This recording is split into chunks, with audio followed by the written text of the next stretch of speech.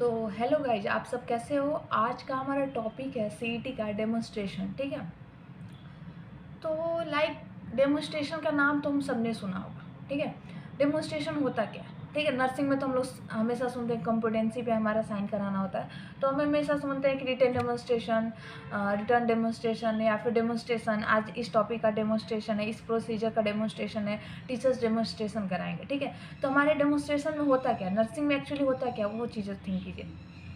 तो डेमोन्स्ट्रेशन में एक्चुअली होता क्या है कि हमारा, मान लेते हैं कि हम लोग लैब में जाते हैं, एक टमी रहता है। ठीक है, उस टमी पे नेजोगैस्ट्रिक फीडिंग सीखना है, तो वो टीचर्स क्या करते हैं कि उस टमी को एज ए लाइव, मतलब समझते हैं कि एज ए लाइव ये पेशेंट है। ठीक है, मतलब इसमें इमेजिन की जाती है कि ये एक पेशेंट है और उस पर हमें नेजोगैस्ट्रिक फीडिंग देनी है। ठीक है, तो ये थिंक की जाती है और वहाँ पे टीचर्स जो है एक विजुअलाइज तरीके से, आपको एक शोइंग तरीके से आपको दिखला के, विजुअलाइज करा के, वो प्रोसीजर को आपको विजुअलाइज कराता है। ठीक है, और उसमें आपको कंसेप्ट और प्रोसीजर को बताता है कि कैसे किया जाता है। ठीक है, आपको ट्रेन करता है, आपके सामने उस प्रोसीजर को एक्सप्लेन करता है। ठीक है, एक विजुअलाइज तरीके से, विजुअलाइज्ड एक्सप्लेनेशन होती है। आप ध्यान रखना, वही हम लोग की जो चलती है लैब में टमी के ऊपर सारी प्रोसीजर, वही चीज़ें डेमोन्स्ट्रेशन होती है। ठीक है, और फिर इसमें रिटर्न डेमोन्स्ट्रेशन होती है, जैसे कि हम लोग करके दिखलाते हैं टीचर्स को अपने। ठीक है, पेशेंट पे करके दिखलाते हैं या फिर हम टमी पे करके दिखलाते हैं। ठीक है, तो ये हमारी डेमोन्स्ट्रेशन होगी। ठीक है, अब इसके बारे में हम लोग पढ़ते हैं। ये रहा जनरल इंट्रोडक्शन। तो demonstration can be defined visualised explanation, जैसा कि मैंने बताया कि विजुअलाइज्ड एक्सप्लेनेशन होती है किसी फैक्ट का, किसी भी कंसेप्ट का, किसी भी प्रोसीजर का। ठीक है, किसी भी फैक्ट का, कंसेप्ट का, प्रोसीजर का विजुअलाइज्ड एक्सप्लेनेशन दी जाती है। इसमें ट्रेन की जाती है, एक्सप्लेन की जाती है। ठीक है, कोई भी टॉपिक है उसको, उसके बारे में किसी स्टूडेंट को ट्रेन की जाती है। हम लोग को क्या, एक स्किल दी जाती है, एक नर्सिंग स्टूडेंट को किसी भी प्रोसीजर के लिए स्किल दी जाती है। ठीक है, ट्रेन किया जाता है। ठीक है, और उस प्रोसीजर को हमारे सामने एक्सप्लेन किया जाता है। ठीक है, इम्पॉर्टेंट, सबसे ज़्यादा इंपॉर्टेंट होती है नर्सिंग फील्ड, और नर्सिंग फील्ड में एक डेमोन्स्ट्रेशन, या फिर मेडिकल फील्ड में बहुत इंपॉर्टेंट होती है। जैसे CPR वगैरह का हम लोग डेमोन्स्ट्रेशन देखते हैं टमी वगैरह पे। ठीक है, पर्पस क्या है, to show the learners how to perform certain psychomotor skill. Psychomotor skill मतलब कि ये हमें साइकोमोटर स्किल देता है। ठीक है, हम साइकोलॉजिकली ये तरीके से हम सोचते हैं कि वो हमारा टमी जो है, हमारा एक तरीके से पेशेंट है। ठीक है, और हम उस पर अपने एक्टिविटी करते हैं, हम वहाँ से स्किल सीखते हैं। हमारी मोटर क्या होती है कि मोटर न्यूरॉन्स, जैसे कि मोटर न्यूरॉन्स हमारे क्या करते हैं कि सेंसरी न्यूरॉन्स होते हैं, जो कि हमें हमारी इन्फॉर्मेशन को ब्रेन तक ले जाते हैं।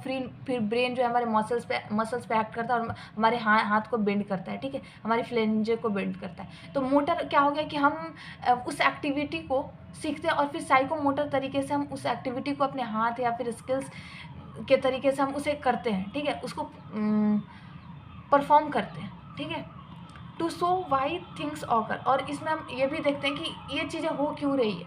ठीक है, इसके पीछे पर्पस क्या है, रीजन क्या है। ठीक है, special purpose in nursing, nursing field में भी हम लोग देखा कि स्पेशल पर्पस होती है।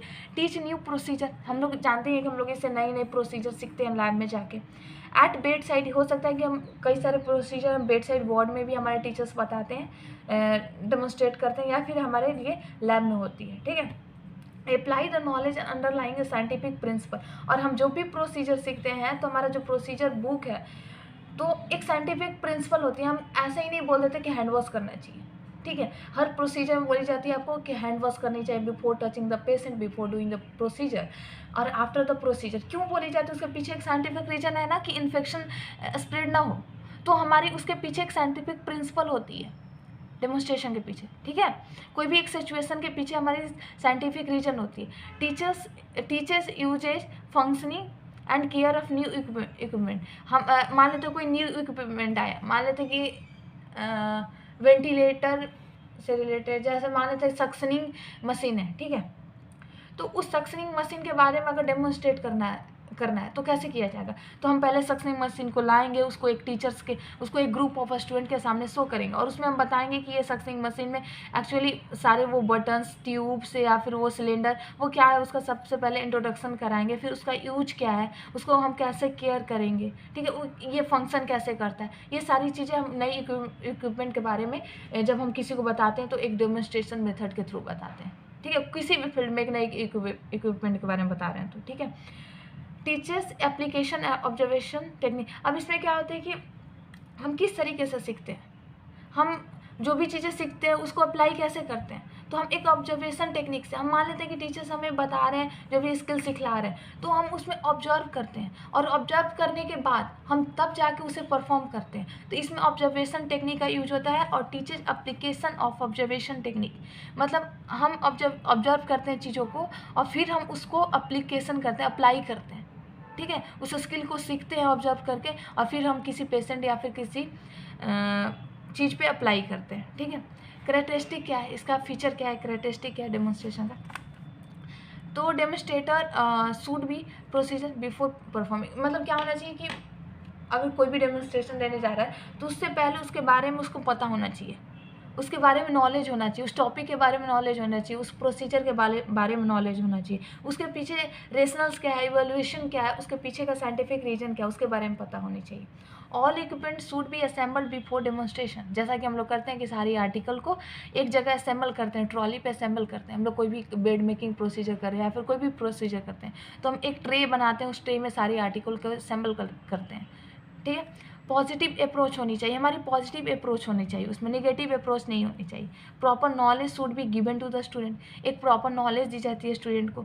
Setting for demonstration should be real as possible as, मतलब हम जो सेटिंग करते हैं डेमोन्स्ट्रेशन के लिए, ठीक है, जैसे हम लोग लैब में जो भी डेमोन्स्ट्रेशन कराया जाता है तो उसको ऐसा एज रियल एज पॉसिबल, मतलब हम सारे प्रोसीजर में हम एक एक स्टेप्स को फॉलो करते हैं, भले ही वो पेशेंट नहीं होता, वो डमी होता है, लेकिन हम अपने हिसाब से एक साइकोलॉजिकल मोटर थिंकिंग के हिसाब से हम उसे मतलब एक एक स्टेप को फॉलो करते हैं, मतलब हम उसे जितना रियल हो सके उतना रियल बनाने की कोशिश करते हैं, ठीक है।